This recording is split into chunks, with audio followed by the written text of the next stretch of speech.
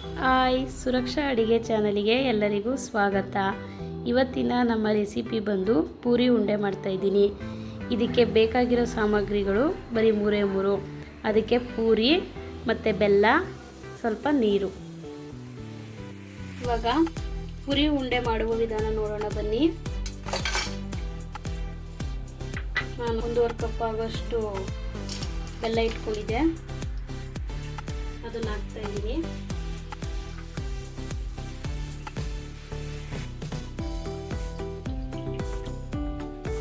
ಅದಕ್ಕೆ 1 ಕಪ್ ನೀರು ಹಾಕ್ತಾ ಇದ್ದೀನಿ. ಇವಾಗ ಇದು ಬೆಲ್ಲ ಪೂರ್ತಿ ಕರಗಬೇಕು. ಕರಗೋ ತನಕ ಬಿಡೋಣ. ಇದು ಸ್ವಲ್ಪ ಪಾಕ ಬರಬೇಕು. ಇವಾಗ ಬೆಲ್ಲ ಕರಗಾಗಿದೆ.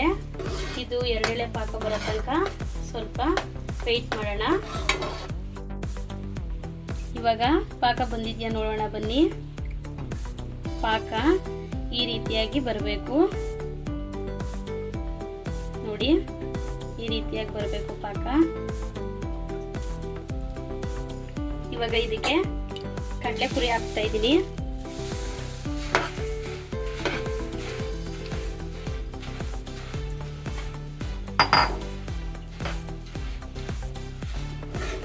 ಇವಾಗ ಬೆಲ್ಲದ ಪಾಕ ಮತ್ತು ಪೂರಿ ಎರಡನ್ನು ಮಿಕ್ಸ್ ಮಾಡ್ಕೊಳ್ಳಿ.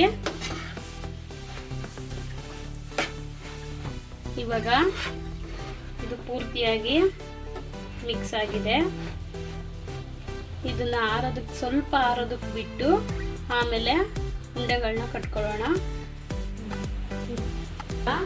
ಸ್ವಲ್ಪ ತಗೊಂಡು ನಮ್ಗೆ ಯಾವ ಸೈಜ್ ಬೇಕೋ ಆ ಸೈಜಲ್ಲಿ ಉಂಡೆಗಳನ್ನ ಮಾಡಿಕೊಂಡ್ರೆ ಪೂರಿ ಉಂಡೆ ರೆಡಿ.